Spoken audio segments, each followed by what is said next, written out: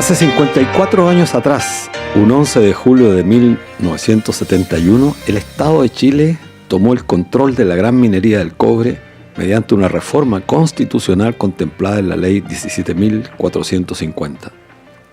La nacionalización del cobre fue un proceso impulsado por el presidente Salvador Allende y contó con la aprobación unánime del Congreso Nacional. La importancia que para el país tuvo ese hecho político fue de tal magnitud que el presidente Allende lo calificó como la segunda independencia nacional, pues permitía de alguna manera la independencia económica tan necesaria para el desarrollo de nuestro país. Con la decisión de nacionalizar el cobre chileno, se ponía fin a un largo periodo de saqueo extractivista por parte de compañías estadounidenses. En efecto, según consta en información del Archivo Nacional, con esta decisión, comillas, concluía así un modelo jurídico vigente por largos años sobre la titularidad de la propiedad de las riquezas básicas y que, en el caso del cobre, se había iniciado durante las primeras décadas del siglo XX, mediante la cual las compañías norteamericanas como Kennecott Copper Company en el Teniente desde 1907 y Anaconda Copper en Chuquicamata desde 1914, habían explorado, descubierto y explotado los yacimientos cupríferos, gozando de manera casi exclusiva de los beneficios resultantes de la extracción del mineral rojo. Cierre de comillas. Además, a partir de esa fecha el Estado comenzaría a recibir significativos ingresos por la venta de cobre y por el pago de impuestos que a esa fecha tanto la Kennecott como la Anaconda pagaban irrisoriamente montos de impuestos.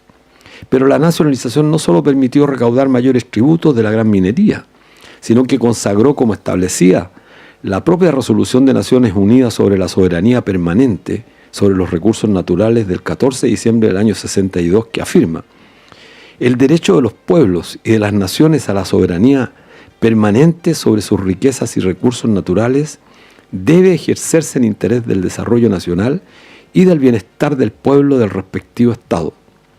Además, la nacionalización del cobre aumentó la producción y fue bien administrada por los chilenos. Fue clave el ascenso e incorporación de profesionales y técnicos chilenos a los puestos dejados por los extranjeros. El éxito de la nacionalización fue reconocido incluso por personeros de derecha que confirmaban que esta decisión tomada unánimemente iba en la línea de contribución concreta al desarrollo de nuestro país. A 54 años, la situación ha cambiado radicalmente como fruto de la política privatizadora iniciada en la dictadura civil-militar y continuada bajo todo este periodo. Según cifras recientes publicadas por especialistas y datos que publicó Fundación Sol, actualmente el 76% de la producción está en manos privadas y el aporte de la gran minería privada al fisco, escúchese bien, no supera el 3,3% de la recaudación de impuestos en Chile. Una verdadera vergüenza. El daño económico ha sido extraordinario. La sobreproducción mundial del cobre llevada adelante por las compañías privadas extranjeras, que hoy controlan parte importante de la gran minería privatizada, ha hecho caer el precio del mineral drásticamente, lo que se traduce en menores ingresos para nuestro país. La derecha, servil al interés del capital foráneo, jamás ha sentido apego por la patria. Poco le ha interesado el desarrollo de nuestro país. En las últimas décadas ha fomentado iniciativas legales que desfavorecen el interés nacional en beneficio del gran capital especulativo de propiedad extranjera. De allí la importancia de conmemorar esta fecha, este 54 aniversario. Comprender que cuando se tiene conocimiento, cuando se tiene convicción, valentía, se pueden llevar adelante procesos de transformación estructural como el que significó la nacionalización del cobre en julio del año 1971. Allende llevaba solo 8 meses de mandato. Había asumido la primera magistratura en noviembre de 1970 y en un tiempo récord logró algo inédito en la historia de nuestro país: enfrentar a dos compañías estadounidenses, la Kennecott y la Anaconda, y al mismo tiempo enfrentar al gobierno de Nixon y Kissinger, que conspiraban contra él antes de que asumiera. Logró que toda la derecha aprobara el proceso, logrando unanimidad en la aprobación de la ley de nacionalización. Este hecho histórico es relevante, en especial para las generaciones más jóvenes. Derriba el discurso de que los cambios solo pueden realizarse cuando se cuenta con mayorías en el Congreso. Allende demostró que hay otro camino, pero ese camino exige consecuencia y valentía. A 54 años de esa fecha histórica, esta conmemoración debe comprometernos con recuperar el cobre para Chile, pues como se dijo en su oportunidad, este representa el sueldo de Chile y sin ello jamás avanzaremos al desarrollo.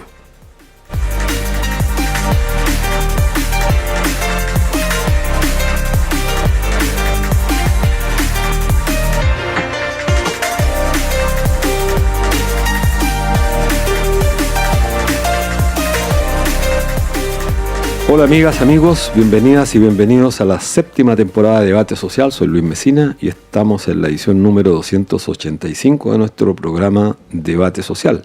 Estamos en el 102.5 del dial FM de Radio Universidad de Chile, la radio que piensa, en su señal online y por streaming a través de YouTube en @canal.social. Les pedimos que se suscriban al canal y nos compartan en sus redes sociales. Saludamos a quienes hacen posible esta transmisión, a la periodista Ana Muga Sáez en la dirección, a Javier Márquez en difusión en redes, a Patricio Núñez en los controles y a Ariel Acevedo en la transmisión audiovisual. Bueno, esta semana han ocurrido varias cosas, una noticia internacional que nos llegó en la mañana que es muy relevante a propósito de la gran demanda que hay en nuestro país por seguridad social. El Senado de la República de Argentina aprobó por unanimidad el aumento de las pensiones a los jubilados en Argentina por un monto de 7,2%.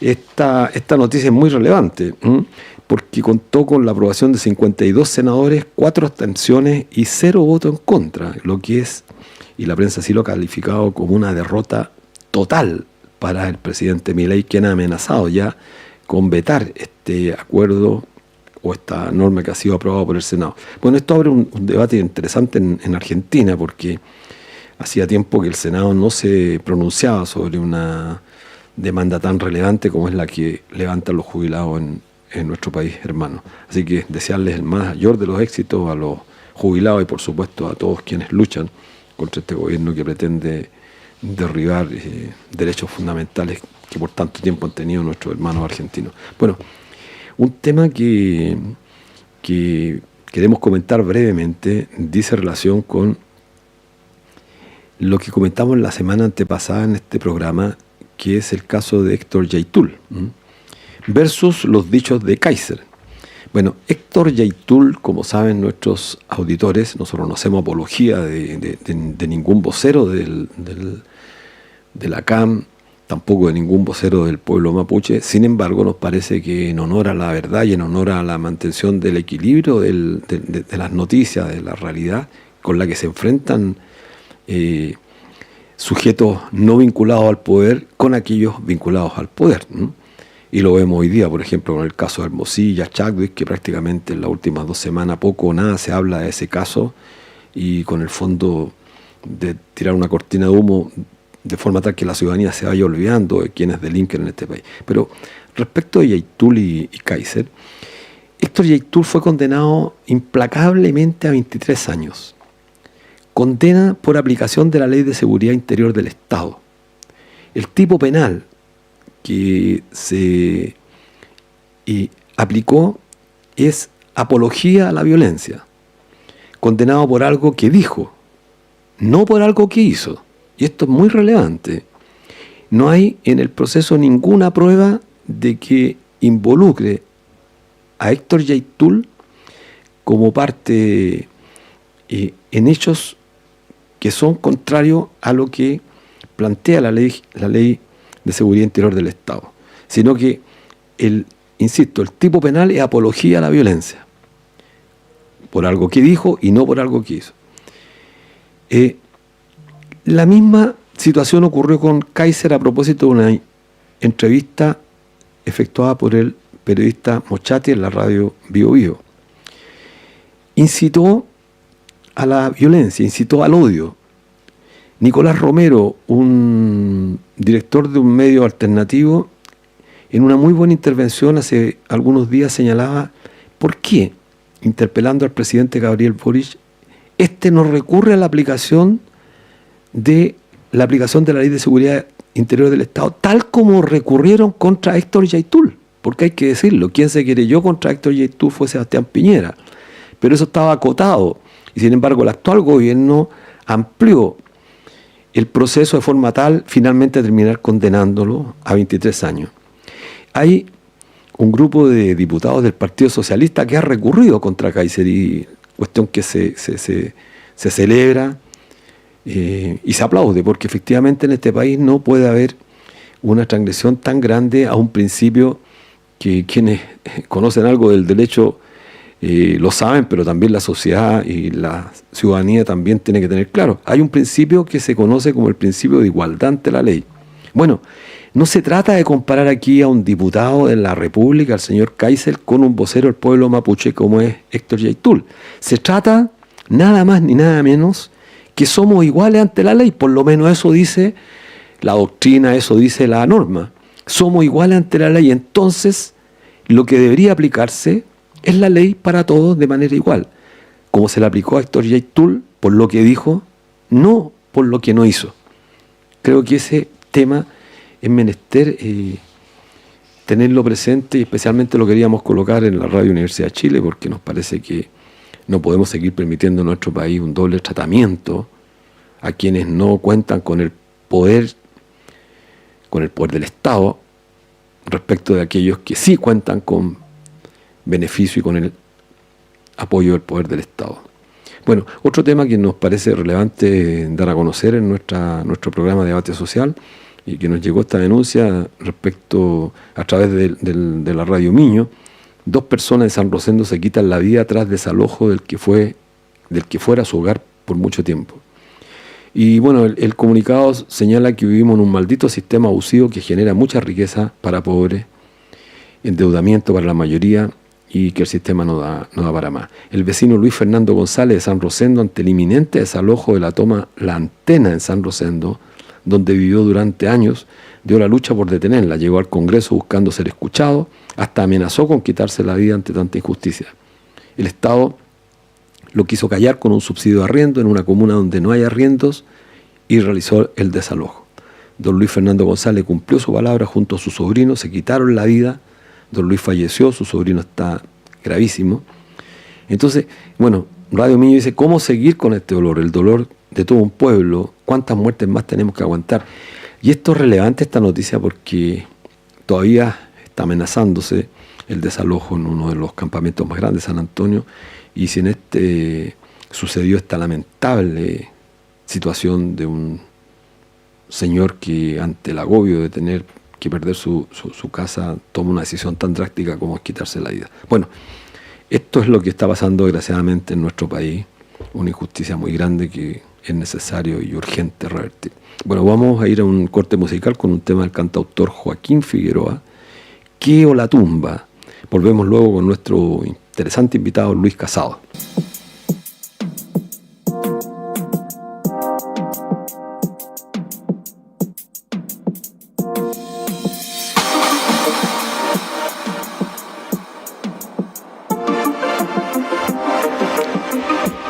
Volvemos a Debate Social, estamos en el 102.5 del dial FM de Radio Universidad de Chile, la radio que piensa, en su señal online y por streaming a través de YouTube por @canal.social. Bueno, hoy estamos con nuestro amigo Luis Casado Soto, ingeniero del CESI, Centro de Estudios Superiores Industriales de París, Francia. Ha sido profesor invitado al Instituto Nacional de Telecomunicaciones de Francia y consultor del Banco Mundial. Fue dirigente estudiantil en la Universidad Técnica del Estado, hasta el propio golpe de Estado. Fue militante de la JS, miembro de su comité central, elegido en Concepción, cuyo secretario general fue Carlos Lorca, desaparecido en 1971. El golpe de Estado le obligó al exilio y luego en Francia desde el año 75, país que lo acogió igual que a muchos otros exiliados chilenos y donde continuó sus estudios de contabilidad y gestión financiera en la Universidad de París. Luego ingeniería en el CESI. Bueno, y su vida profesional ha estado ligada a las nuevas tecnologías destinadas a los transportes públicos. Le llevó a trabajar en más de 40 países de los 5 continentes. Desde hace 2 décadas edita y publica y anima una publicación muy interesante que muchos de nuestros auditores no tengo mucha duda que lo leen permanentemente, Política, con K, que difunde artículos de opinión críticos sobre economía, finanzas, política y social. Bueno, bienvenido a Debate Social, Luis. Un gusto tenerte acá. Gracias. Muy bienvenido. Sí. Buenas tardes a toda la audiencia de Radio Universidad de Chile.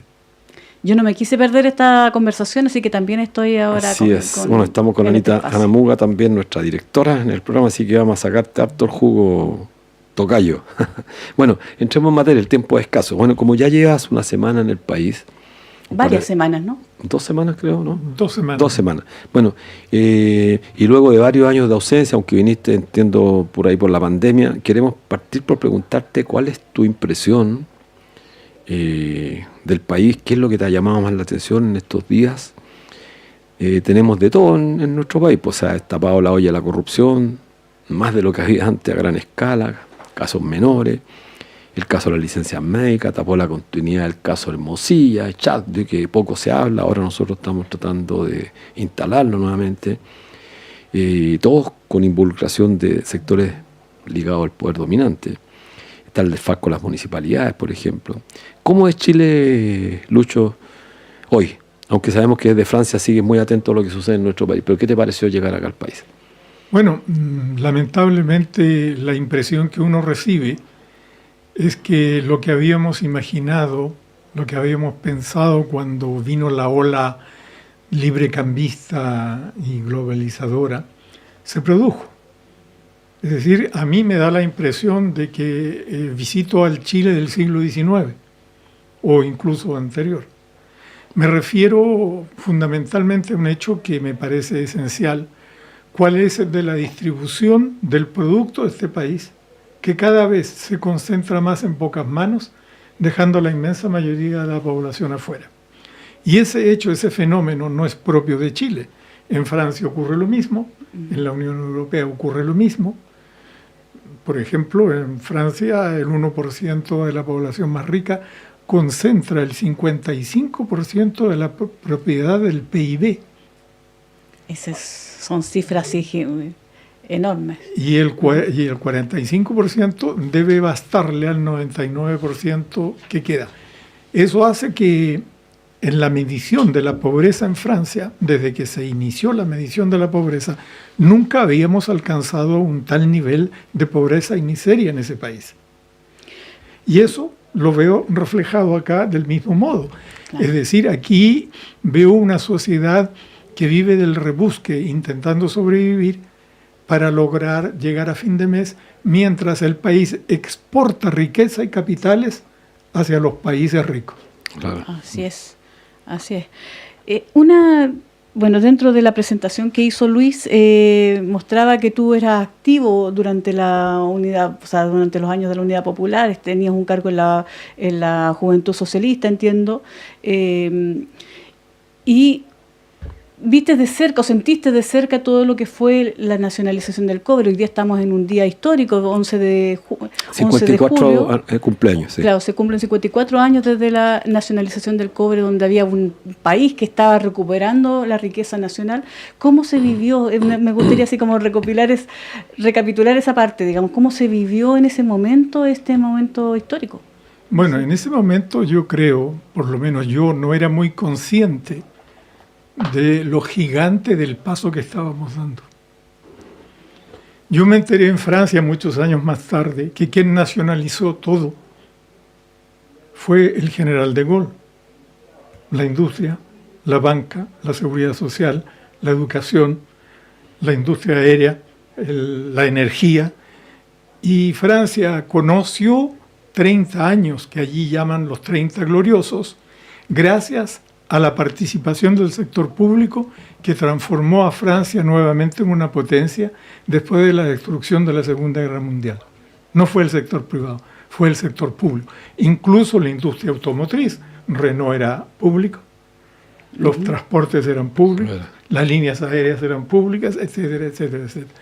Y entonces yo me di cuenta que si de Gaulle, que no era precisamente un comunista, era un señor que era más bien conservador, estimó necesario, junto con el Consejo Nacional de la Resistencia, de otorgarle a ese país los medios de su grandeza, Allende estaba haciendo lo correcto.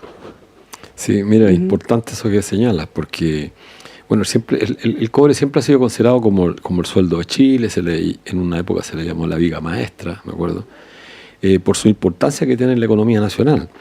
Al punto que durante la dictadura muchos intentos por privatizarlo existieron de parte de Vigi, de Piñera, el hermano, no Sebastián, José Piñera. Y siempre hubo una resistencia, incluso dentro de las Fuerzas Armadas había resistencia porque se entendía que, como se decía, era la viga maestra.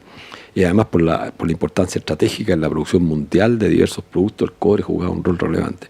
¿Cómo ves tú el manejo en el contexto además de que el propio Trump, a contrario, no dicen absolutamente nada, está llevando adelante una política totalmente contraria al libre mercado, a la globalización, aumentando los aranceles? ¿Cómo es el manejo de la producción del cobre en Chile hoy? Bueno, ese es un tema mayor. Donald Trump llegó y en 24 horas terminó con el librecambismo, terminó con la globalización, terminó con el libre mercado. Con todo lo que impuso durante tanto tiempo. Claro, e impuso un proteccionismo, que fue lo que había practicado el fundador del capitalismo en Inglaterra para proteger la riqueza de sus colonias, que solo podían llegar a Inglaterra y no irse a ningún otro sitio. Europa, que fue un continente colonizador, se enriqueció precisamente robando en cada país, practicando el pillaje de las riquezas básicas. Exacto. Y en nuestro caso, ese pillaje, ese robo, tenía que ver con el cobre y con algunas riquezas que tenemos en este país. Digo yo, ¿qué justifica, qué tesis o qué teoría económica justifica que este país subvencione la producción, por ejemplo, de salmón con un mar limpio, que va a quedar hecho basura, para que el bienestar o el consumo aumente en los países ricos y que nosotros no recibamos nada a cambio? Y que además no podemos consumir porque el precio es exorbitante para los chilenos. Efectivamente, entonces nosotros exportamos con salarios bajos y hacemos beneficiar al mundo desarrollado de los salarios bajos chilenos para que ellos consuman,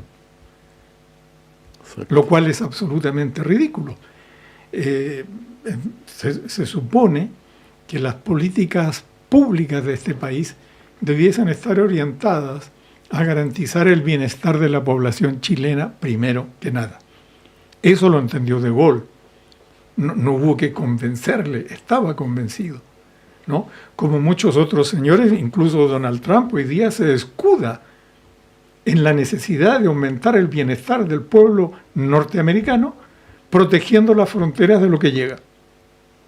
Increíble. Claro, porque ahora planteó instalarle un 50%, un arancel del 50% al cobre, y que eso está generando crisis, en pánico, digamos, en Chile. En Brasil, Lula ya planteó que si quieren cobrarnos 50%, le cobraremos 50%, dijo Lula. ¿Qué pueden hacer los países tercermundistas ante este escenario? ¿Tú qué piensas, digamos, que Chile? Porque finalmente Estados Unidos está instalando sus políticas, pero necesita que todo el resto acepte, digamos, los aranceles que él está instalando, digamos. Lo inquietante del tema es que sectores que tienen un gran desarrollo, son países ricos y juegan un rol importante en el ámbito planetario, como la Unión Europea, se transformaron en colonias de Estados Unidos. Digo colonias. No hay un solo país de la Unión Europea que decida por sí mismo lo que va a hacer, lo deciden en Washington. Hace muy poco, hace cosa de 10 días, hubo una reunión de la OTAN en La Haya, me parece, y Trump exigió que todo el mundo tenía que gastar el doble o el triple o el cuádruple en armamento. Y todo el mundo dijo que sí, excepto Pedro Sánchez, el primer ministro de España, que dijo, no, si con el 2,5 nosotros ya no sabemos qué hacer con la munición. Claro. Y esto se refiere a un grupo de países, Estados Unidos y la Unión Europea, que juntos ya gastan el 55% de todo lo que se gasta en armamento en todo el planeta. ¿De qué va a servir tener más armas? Un polvorín. Si no es para hacerlo explotar y generar dificultades.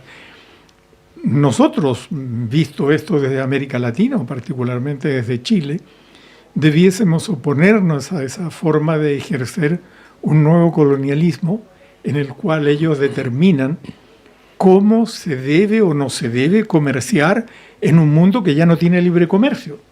Claro, ya no existe el libre comercio. No existe el libre comercio.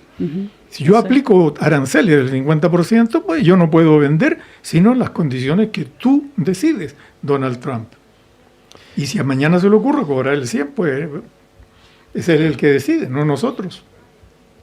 El problema es que no hay voces críticas en el mundo, menos en nuestro país, voces críticas contundentes, que salgan justamente a colocar en el centro del debate esta problemática. Tú estás usando un concepto que para mí es absolutamente preciso: colonialismo. Europa, y muy interesante está esto que señala que los países de Europa se han convertido en colonias de los Estados Unidos, o sea, el imperio dominando las colonias, y eso es efectivo porque el aumento del gasto en armamento tiene una contrapartida, pues la gente tiene que pensar, hay una contrapartida al principio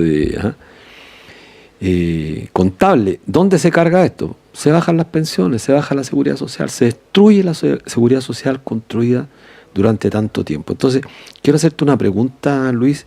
En tu última columna publicada ayer en el medio digital internacional MER, señalas que en los últimos 7 años en Francia, las 500 personas, lo dijiste acá también hace poco, más ricas doblaron su patrimonio y concentran hoy el 45% de la riqueza de todo el país. En la misma columna recuerdas una cita de David Ricardo que señala que, comillas, la repartición del producto es la cuestión principal de la economía política, cierre comillas. Aplicando esta máxima a la actualidad, hablemos de cómo se está repartiendo la torta en Francia, un país que muchas veces la izquierda la llamaba el país imperialista, uno de los países más poderosos del planeta, con el desarrollo de la energía atómica, etcétera. Desarrollo cultural también, que es... Bueno, es la contradicción de Francia, claro, la contradicción de Francia. Bueno, Francia está en un proceso de degradación y de vuelta al pasado extraordinariamente preocupante. Es decir, un país en el cual el sector del trabajo, los trabajadores de todos los ámbitos, de la educación, de la salud, de la producción, de la industria, de la agricultura, etcétera, etcétera, recibían una parte que pudiésemos llamar más justa del Producto Nacional, han ido perdiendo esa parte y han ido degradando paralelamente todo lo que constituye un salario indirecto para la inmensa masa de los trabajadores. Me explico. Yo recibo mi salario directo en la mano, que luego claro, voy y puedo gastar.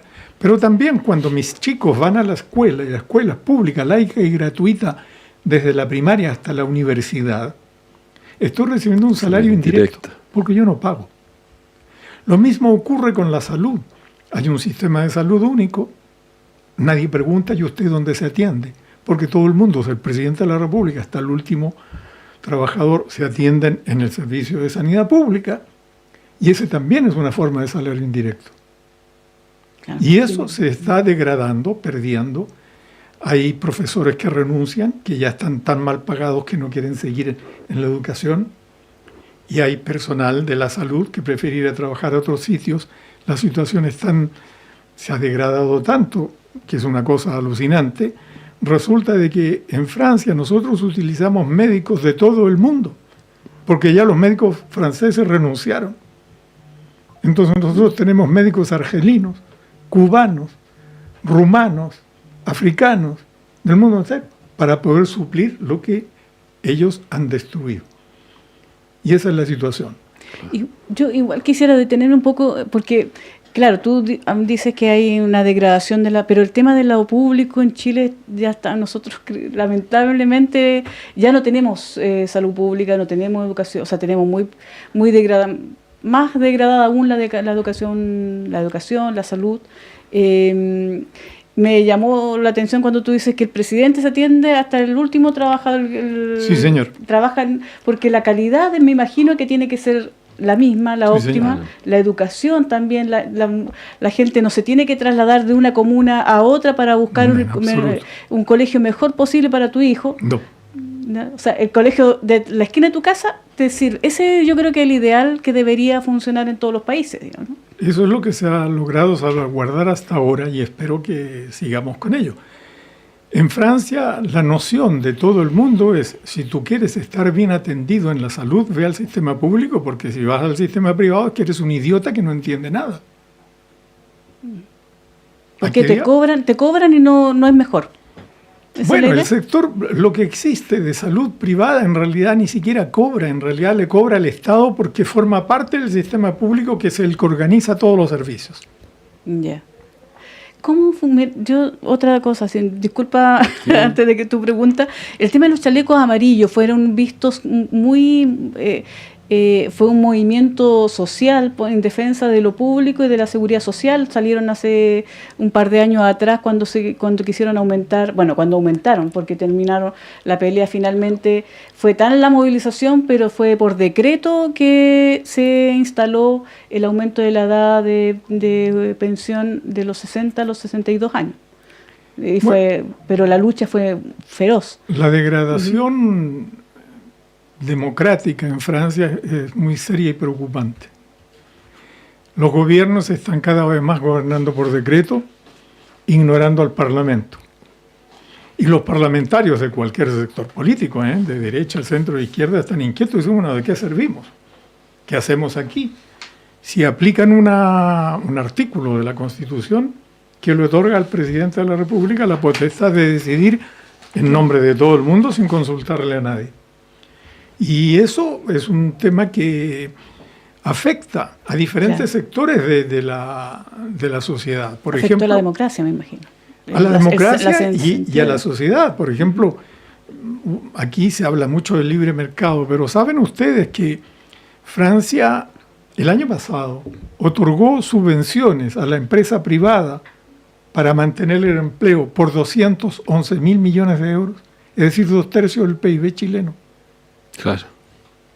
Es decir, ¿quién paga el lucro de la empresa privada? El Estado.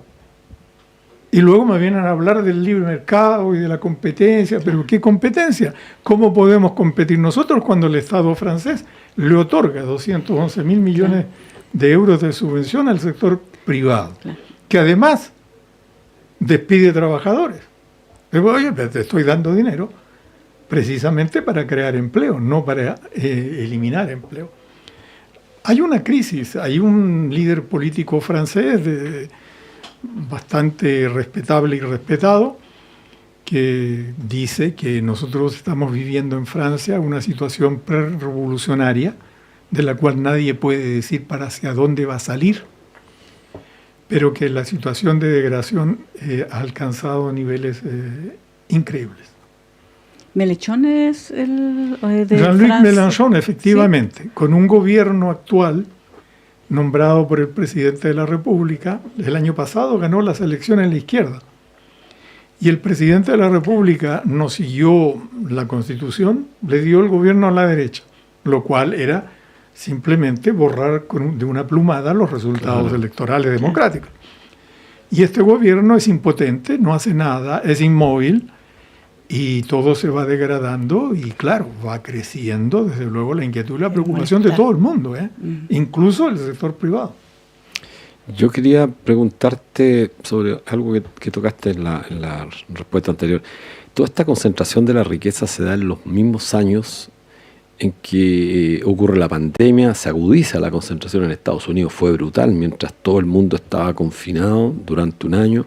El ex candidato presidencial de Sanders de izquierda que hubo en Estados Unidos señalaba que el patrimonio, el 1% más rico de los Estados Unidos, lo habían duplicado, mientras el mundo no producía. Y eso es consecuencia de la especulación financiera, es decir, el capital hoy día transita hacia la especulación, financiando áreas que son absolutamente destructivas de las fuerzas productivas. El caso de la industria armamentista, la industria del narcotráfico, la industria de la prostitución, la trata de blanca, etc.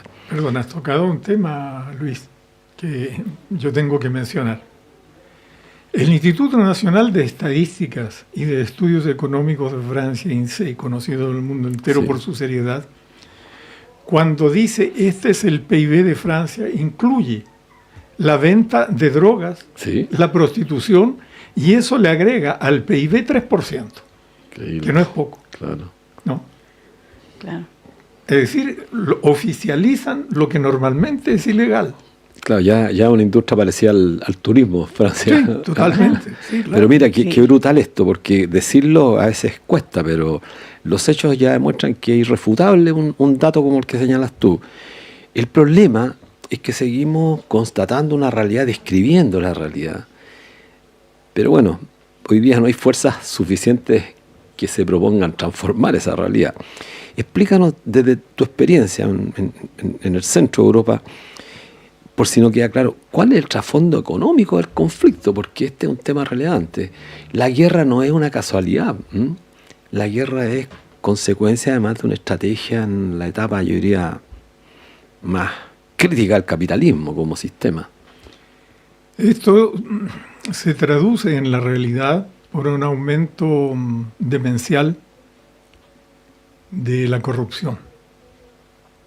El número de diputados europeos, o de diputados franceses, o diputados de cada uno de los países de la Unión Europea, que compraron acciones de la industria armamentística antes de que esto se decidiera, es alucinante. Y resulta que hay un ejemplo, el de Rheinmetall, que es una empresa alemana, que en el curso de algunos meses vio aumentar el precio de sus acciones multiplicado por 10. Es decir, invierto 1.000 y al cabo de 2-3 meses tengo 10.000. ¿Qué tasa de crecimiento del ingreso significa eso para quien invierte? Y los que invertían hacen lo que hacen en la bolsa, utilizan información privilegiada para concentrar riqueza en pocas manos, mientras el resto pierde. ¿Qué es la bolsa? ¿Qué es lo que produce la bolsa? ¿Quién ha comido pan producido en la bolsa o empanadas fabricadas en la bolsa? Exactamente. Solo Hacen sudar el lucro a partir de nada. Y hoy día poco importa, creo que lo habíamos comentado en algún momento, poco importa lo que produzco o si no produzco nada, he decidido simplemente aumentar el índice bursátil y hay un grupo de señores que se enriquecen a ojos vistas sin haber producido nada. así es. Pero todo va concentrando, o sea, lo preocupante es que todo va hacia allá, o sea, la concentración ya es obscena, digamos, de la riqueza. Y hay casi con parte de continentes enteros, países enteros desplazados, ya no sirven para este capital, ya no ¿cómo, qué hacer? Ese es como qué hace los sectores que hacemos los desplazados, los que no estamos contemplados, los que en algún momento vamos a quedar sin trabajo y no vamos a encontrar nunca más trabajo. Tengan en cuenta ustedes una cosa. Francia, el PIB de Francia es del orden de 3.3 billones de euros cada año. Como 9 veces, 10 veces más grande que el... Aproximadamente 10 veces, veces el de chileno. Chile, ¿no? Con 2 veces y media su población. Tiene 70 millones de habitantes Francia. La capitalización bursátil de Nvidia es de 4 billones. Es decir, una compañía pesa más que Francia en el ámbito económico y financiero planetario. ¿Quién cree ustedes que decide de lo que hay que hacer o no hacer con esto o con lo otro? Y luego me hablan de competencia, de libre mercado, pero si ellos deciden lo que les da la gana y simplemente todo el mundo obedece. Ahora, ¿qué es lo que hay que hacer? Bueno, a ver, cuando yo tengo un problema encima y recurro a un especialista, por ejemplo, un problema médico, ¿qué es lo que me dicen a mí? Mire, usted tiene un problema, tenemos que extirpar el órgano enfermo. Exactamente lo mismo que tenemos que hacer en economía, extirpar el órgano enfermo. Es decir, el mercado no es un Dios, no es todopoderoso, no indica lo que hay que hacer y sus resultados son dramáticos y terribles en todo el mundo. Y eso hoy día lo tenemos ante nuestros ojos. Nadie puede decir, oye, no, pero es que el libre mercado, la competencia, no sé qué, la globalización van a traer más bienestar para el planeta. ¿En serio? Cuando la prensa financiera francesa, como Les Echos, se alarma y pone en primera página, pero si ahora tenemos infinitamente más miserables y muertos de hambre que lo que teníamos hace 40, 50 años. Claro. Ese es el resultado. Pero ¿cuánta responsabilidad tiene? Porque esto es la izquierda, digamos, la izquierda está en el discurso de nosotros lo vemos acá, no hay una alternativa a lo existente, siguen las mismas recetas del libre mercado, o sea, no hay una postura, digamos, que se salga del marco que tenemos hoy en día.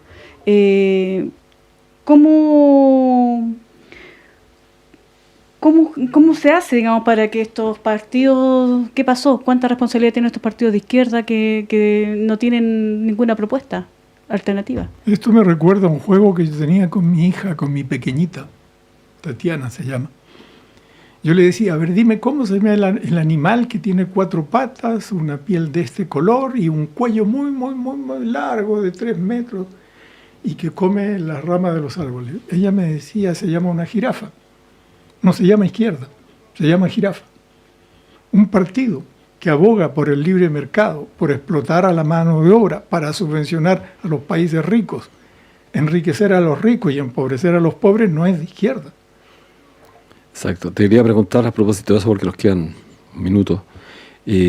¿Cuánta responsabilidad tienen los partidos de izquierda en el avance de las políticas libremercadistas en el mundo, con su consecuente amenaza a lo público y a los derechos sociales? Porque también creo que es relevante subrayar que va a ser irrefutable. O sea, lo que está haciendo Donald Trump, lo que voy a decir puede ser un tanto temerario para algunos, pero desde el punto de vista de los fundamentos sirve justamente para echar abajo y derribar a estos monetaristas que se han reproducido por el mundo, transmitiendo un discurso que arrancó ya por el consenso de Washington, y en Chile son quizás los más fanáticos defensores. Bueno, ahora se quedan sin argumento porque Donald Trump los está aplastando teórica y prácticamente. ¿Qué van a decir esta gente? Entonces, ¿cómo ve aquí el resurgimiento de una izquierda realmente que pueda ser capaz de confrontar este escenario que se abre? Ese no es un problema puramente chileno, ese es un problema mundial, planetario. Exacto. En Francia tenemos exactamente el mismo problema. Francia tiene una tradición revolucionaria, lo siento, es así, no es que me guste o que no me guste.